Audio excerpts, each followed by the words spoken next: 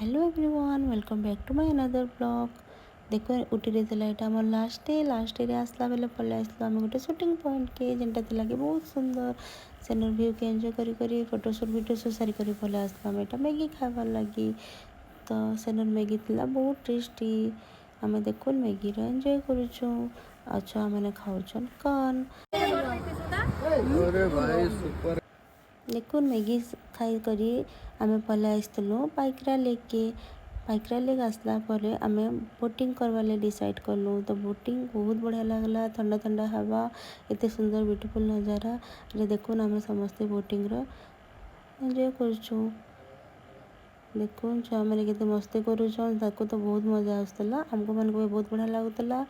तापरे रिटर्न आसला बेले आमे आसलु बंदीपुर फॉरेस्ट देखरी जेनु के आमे बहुत सुंदर सुंदर एनिमल देखी व्यू के एंजॉय करी करी आमे पले आसलु।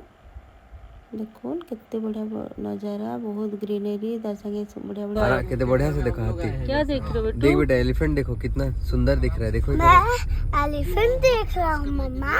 Very good. ये देख बड़ी एलिफेंट आ गई ना। मोर ब्लॉग के एंड करछे वीडियो भल लागले लाइक करबे चैनल ने सब्सक्राइब करबे। Thank you.